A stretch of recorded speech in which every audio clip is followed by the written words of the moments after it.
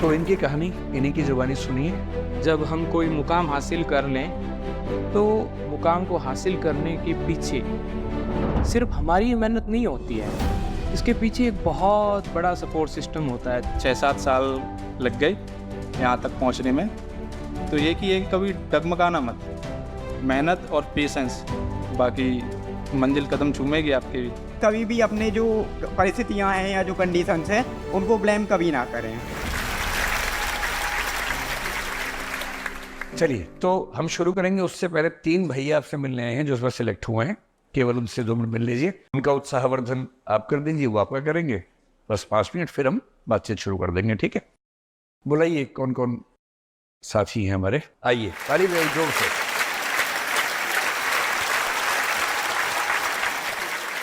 अरे okay please.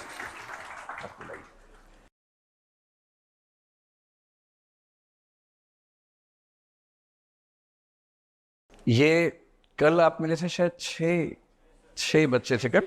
हाँ, अभी दरअसल अधिकांश लोग दिल्ली से बाहर अपने अपने घरों में हैं, तो जैसे जैसे वो आएंगे फिर आपसे मुलाकात करेंगे। मेरी क्लास तो आज और कल आपके साथ है। कल भी शायद कुछ बच्चे आएंगे, नहीं तो उसके बाद फिर मैं जिस बैच में जाऊंगा वहाँ मुलाकात कर लेंगे। तो ये जो हमारे 3 साथी हैं, इनमें से 2 का वैकल्पिक विषय इतिहास है, एक का हिंदी साहित्य है। कल जो आए थे उन्होंने बताया था अपना विषय। हाँ, तो इनकी कहानी इन्हीं की ज़ुबानी सुनिए। कल मेरी इनसे लंबी मुलाकात हुई और वो बहुत ही रोचक कहानी के साथ है। आप बता देंगे, मैं बताऊँ थोड़ा सा? ये राजस्थान से हैं, बाड़मेर से। राजस्थान वाले खुश हो गए कि चलो हमारा इलाके से है। और इनके पिताजी राजनीति में हैं, काफ़ी सक्रिय व्यक्ति हैं, वहाँ विधायक भी रहे हैं, एक राज्य स्तरीय आयोग के चेयरमैन रहे हैं शायद अभी भी। तो उनकी इच्छा थी कि मेरे बच्चों में से एक पॉलिटिक्स में जाए, एक सिविल सेवाओं में जाए। तो इनका भाई पॉलिटिक्स के रास्ते में ठीक चल रहा है, जल्दी ही अखबारों में देखिएगा। और इनको जिम्मेदारी दी गई कि तुम सिविल सेवाएं संभालो, ताकि मुख्यमंत्री और मुख्य सचिव दोनों एक परिवार से ही 25 साल बाद। तो इन्होंने बड़ी मेहनत की और इस बार झंडा गाड़ दिया है। प्रॉपर आईएएस इस बार नहीं मिल पाएगा, तो फिर से इस बार एग्जाम देके कोशिश करेंगे तीनों साथी हमारे कि अगली बार प्रॉपर आईएएस में झंडा गाड़ें और मसूरी में राज्याभिषेक करवाएं अपना 2 साल के लिए, ठीक है? तो तीनों, आप तो बहुत छोटे हैं ना, तीनों भैया अपनी अपनी बात बताएंगे, आपको अपनी अपनी कहानी सुनाएंगे और फिर आप, ये दरअसल आपका उत्साह बढ़ाने आए हैं, आप इनका बढ़ा दीजिएगा बदले में। तो ऐसी दुनिया चलती है, पारस्परिकता से। लीजिए। नमस्कार साथियों।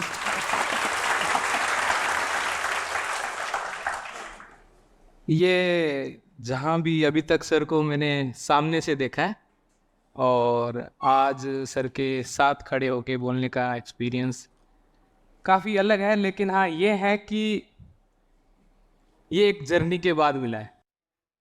यहाँ की और वहाँ की दूरी वैसे भले ही कम है, लेकिन पूरा अपने को पार करके आना होता है। और मेरा नाम है अशोक सोनी। इस बार सिविल सर्विस में मेरी 793 रैंक आई है और मैं राजस्थान के एक छोटे से गांव से आता हूँ, बेरासर से। और मैंने अपनी प्रारंभिक शिक्षा भी अपने गांव से ही कर रखी है। और मेरे पिताजी किसान हैं और उसके साथ साथ अपना काम भी करते हैं। और ग्रेजुएशन मैंने अपने राजस्थान से कर रखी है। और इसके साथ साथ मैंने हिस्ट्री ऑप्शनल लिया था, जैसा कि अभी सर ने बताया था, और उसी के साथ मैंने क्लियर किया है। तो यही मेरी मोटा मोटी जर्नी रही है। अब इसके साथ साथ मैं आपको ये भी ऐड करना चाहूँगा कि कई बार जो संघर्ष की राह है वो बड़ी अवश्य होती है, कई बार लंबी भी हो जाती है। कई बार कुछ बहुत ही ऐसे भाग्यशाली भी हमारे साथी होते हैं जो पहले या दूसरे अटेम्प्ट में पार कर लेते हैं। लेकिन उसके साथ हमें, मुझे लगता है ना कि नहीं, कई बार अप्स एंड डाउन चलते रहते हैं। आप सबको भी ऐसा लगता होगा कि यार नहीं होगा, लेकिन 2 दिन बाद जब पढ़ते हैं तो ऐसा लगता है नहीं हो जाएगा। तो मुझे लगता है कि उस चीज़ को हमें टेक ओवर करने की आवश्यकता है। उस चीज़ से अगर हम पार पा लें तो हम इस राह में लगे रहते हैं। और जो कंटिन्यू लगे रहे हैं, मैं ऐसे कई लोगों को जानता हूँ। और सर तो अपने आप में ब्रह्मांड है।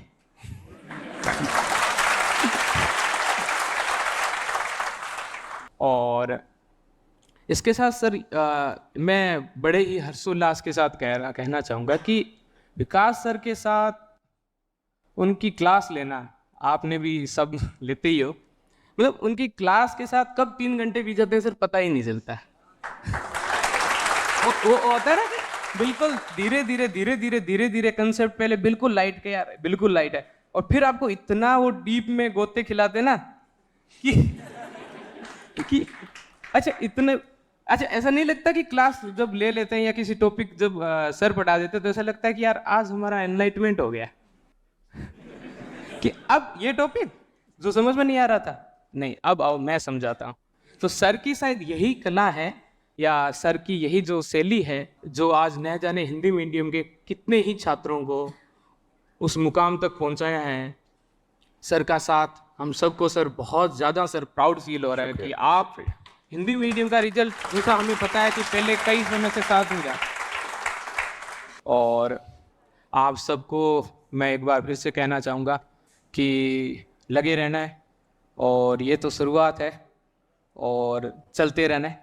वो कहते हैं ना कि उठो जागो संघर्ष करो और चलते रहो, जब तक आपको सफलता न मिले आप चलते रहो।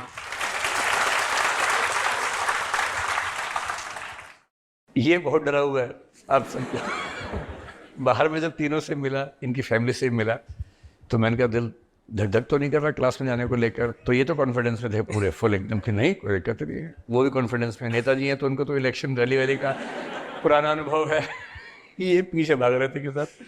अब ये इनसे कह रहे कि आप बोलो पहले, यही कहा ना, अरे डरो मत यार बोलो, कल को तुम पूरा जिला संभालोगे। ये तो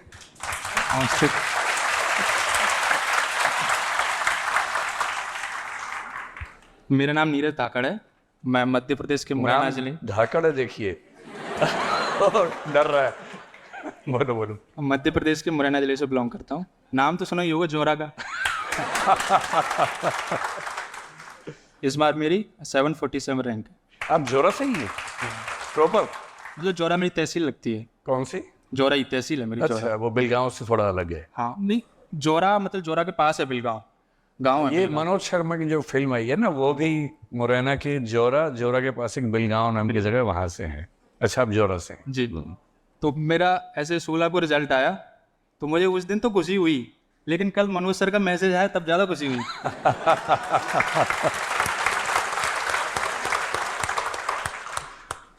और ये मेरा 5वां प्रयास था। इसके पहले 4 में पीटी में फेल हुआ हूँ, और पीटी में ऐसा वैसा फेल नहीं, दोनों में फेल, जीएस पीएससी से। और मुद्दे की बात तो ये है कि पहला और दूसरा प्रयास में मैंने देखा ही नहीं कि मैं किस में फेल हूँ। तीसरे और चौथे प्रयास में मैंने देखा कि यार ये दोनों में फेल हो रहा हूँ। तो मैं सोचा अब तो कुछ करना पड़ेगा, पढ़ना पड़ेगा मतलब।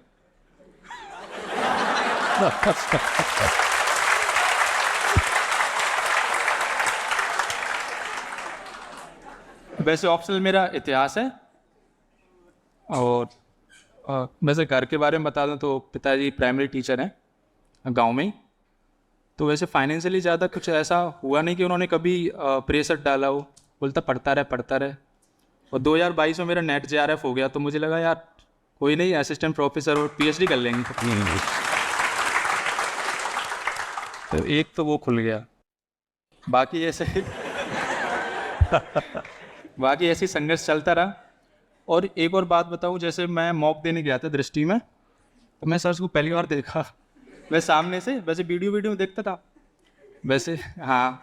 तो एथिक्स भी मैंने ऐसे ही ऑडियो वीडियो वाली की थी, तो उसमें भी तो फिर मैंने सामने से देखा, मैंने अब बोलूँ क्या मैं सामने से मॉक में।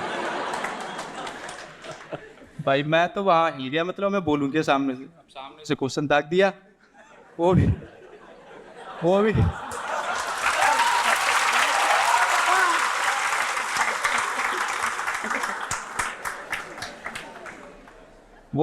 से, वो भी ऐसा क्वेश्चन कि उसमें मैं फंसा गया। मैं जी अब मैं इसकी सुनाऊं। जो हॉबी मेरी शायरी थी, और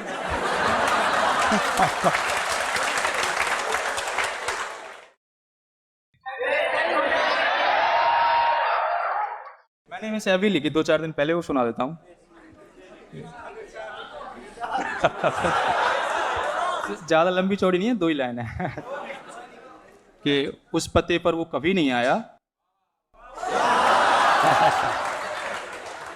कि उस पते पर वो कभी नहीं आया जो पता उसका मुंह ज़बानी याद था।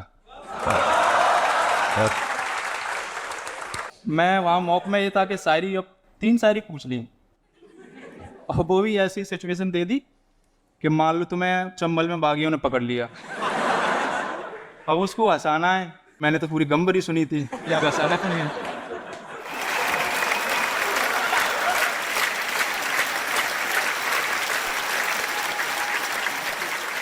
आज सारे सुपरस्टार ने देखी है ना। अब मैं सोच रहा हूँ, मुझे लगा कि ऐसा क्वेश्चन आता है कि जनरली ये पूछेंगे कि आपका फेवरेट शायर कौन सा है, आपकी लिखी हुई एक आध सुना दो। तो वैसे मैं सब रट्टा रटा के गया था, मुझे अपनी भी याद कर ली 1-2 मैं सुना दूंगा, लेकिन फिर लास्ट में एक आध और पूछ ली, कंपैरिजन करवा दिया, मैंने बोल दिया जो था। बाकी एक और है कि मैंने ये देखा है कि मैं सबकी वीडियो डबल स्पीड में या 1.5 की में देखता हूँ। मैं अभी मेरा मतलब प्रीलिम्स हुआ है, 5वीं प्रयास में पहली बार प्रीलिम्स हुआ, तो मुझे लगा अभी ऐसे तो करना ही है। अब उस क्लास में ऐड हो गया तो मैं मोबाइल में देख रहा, मैं सोच रहा हूँ डबल की में करूँगा तुरंत हो जाएगा।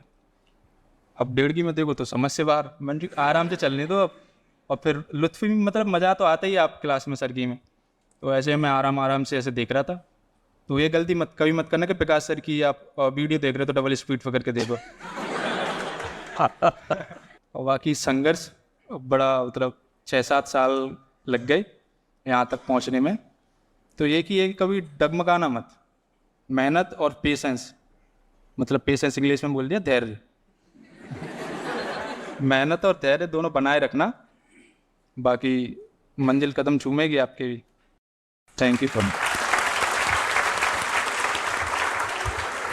आएगी। डर लग रहा है। हेलो, जैसा कि सर बता रहे थे, कल ही सर से शाम में मिल रहे थे, तो सर से बात हुई, फिर परिवार का और बैकग्राउंड का जिक्र छेड़ा तो राजनीति की बातें स्टार्ट हो गई। तो सर ने सिलेक्शन के बारे में तो पूछना ही छोड़ दिया, पॉलिटिक्स पे ही बोला राजस्थान में क्या चल रहा है। तो अच्छा लगा, पहली बार सिलेक्शन के बाद सर से मिल रहे थे, अच्छी फीलिंग थी। हर किसी का जो भी एस्पिरेंट है उसका ड्रीम होता है कि सिलेक्शन के बाद विकास सर से मिलेंगे एक बार, मतलब हिंदी मीडियम का स्पेशली हम लोगों का तो होता ही है। तो अच्छा लग रहा था कल। और मेरा बैकग्राउंड बता देता हूँ, मेरा नाम पूरन है, मैं राजस्थान के बाड़मेर ज़िले का समदरी गांव है, वहाँ से आता हूँ। और पिताजी शुरू से राजनीति में थे, तो वहाँ से एक प्रेरणा थी कि यार कुछ करना है, लेकिन राजनीति में इंटरेस्ट था नहीं।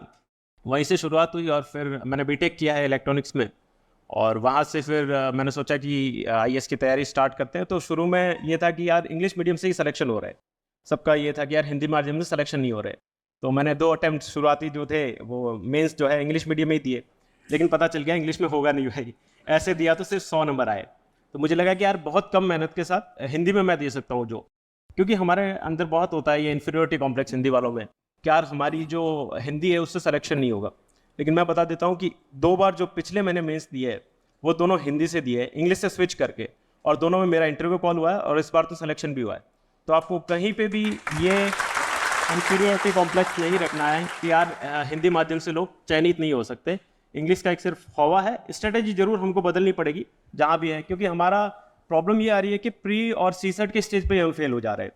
तो जब मेंस देंगे ही नहीं तो सिलेक्शन होगा ही नहीं। तो बाकी तो विकास सर समझाते रहते हैं। इस बार बहुत सारे जो अलग अलग क्रांतिकारी इनिशिएटिव सर ने लेना चाह रहे थे कि यार हम लोग ज़्यादा सिलेक्शन बढ़ाएंगे, लेकिन ठीक है वो प्रीलिम्स ही इस बार इतना ड्रास्टिक था।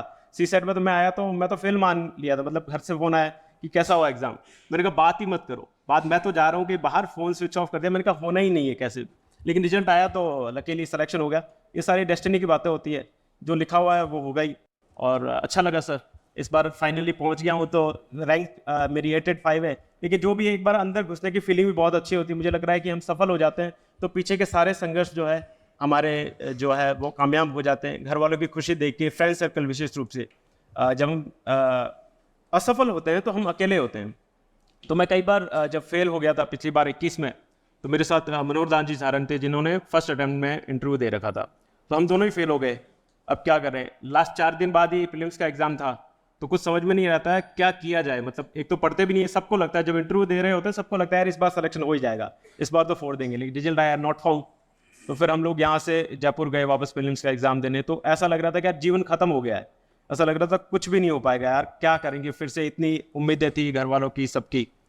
तो फिर वापस एक तो बार तो दिल्ली से मैं छोड़ के चला भी गया, लेकिन फिर से दोस्त आपके इसीलिए महत्वपूर्ण, मैं ये चीज़ इसलिए बताना चाह रहा हूँ कि आपकी लाइफ में मोटिवेशन होना बहुत ज़रूरी है। दोस्तों ने, फैमिली ने बहुत सपोर्ट किया, उन लोगों ने यार कि क्या हो गया, मतलब फेल ही तो हुए हैं, लाइफ खत्म नहीं हुई है, तो फिर से आओ, फिर से ट्राई करो। उन लोगों ने मेरे लिए यहाँ पे रूम अरेंज किया, सारी प्रॉब्लम्स थी, खाने का बोला भाई तुझे कुछ नहीं करना, तू तैयारी कर चुपचाप, बाद में निकलेगा, इस बार वापस तैयारी के साथ दे। तो लकीली उन लोगों का सपोर्ट, मैं ये जो मोमेंट है, अगर मैं उनका थैंक यू नहीं कहूँगा तो मुझे लग रहा है जस्टिफाई नहीं होगा। उन सबको, जो भी दोस्त मेरे साथ थे, वो अमित अभी भी रील बना रहा वहाँ से, तो उसने बहुत सपोर्ट किया, मेरा भाई विक्रम, क्योंकि मैं यहाँ पे था और पीछे घर की सारी जिम्मेदारियाँ मेरा छोटा भाई होते हुए भी उसने संभाली, उसका थैंक यू। मेरे मम्मी पापा जिन्होंने सपोर्ट, मतलब मम्मी पापा तो सबके सपोर्ट करते हैं, वो अनवेवरिंग फेथ आप में दिखाएंगे, आप गलत कर लोगे, उनको पता है नहीं भी पढ़ रहे, वो बोलेंगे नहीं मेरा बेटा हो जाएगा, वो हो जाएगा, तू बस पढ़ता रहे। तो उन लोगों ने जितना भी सपोर्ट किया है उन सबको थैंक यू, जिन लोगों ने भी। और फिर से एक बार ट्राई करेंगे, सर ने कहा है कि भाई यहीं पे रुकना नहीं है, इस बार फिर से मेहनत के साथ, नई स्ट्रेटजी के साथ तैयारी करनी है, रैंक इंप्रूव करना है। और थैंक यू दृष्टि का जो मेंटरशिप प्रोग्राम था उसको भी मैं कहना चाहूँगा, हम सब लोग उसी में थे, तो उसने राइटिंग स्किल्स में, मेंस प्रोग्राम में बहुत हेल्प किया। सर का जो है इनपुट हर स्टेज पे मिलते रहे, और आपके लिए, क्योंकि यहाँ तो अल्टीमेटली तो आप पढ़ाई करने आए हो, तो हर और स्ट्रेटेजी आपकी पढ़ाई से रिलेटेड ही होनी चाहिए, बाकी सारी बातें होगी, मैं बोलूँगा वो भी लाइफ का इंपॉर्टेंट पार्ट है, लेकिन अगर आप पढ़ाई नहीं करेंगे और उसकी स्ट्रेटेजी में इंप्रूव नहीं करेंगे तो हर बार रिजल्ट वही सेम आएगा। तो मैंने पिछली बार के स्ट्रेटेजी थी उससे इंप्रूव किया, तो इस बार रिजल्ट थोड़ा बदला है, इस बार और सर कुछ बताएंगे या जो भी होगा उससे और इम्प्रूव होगा।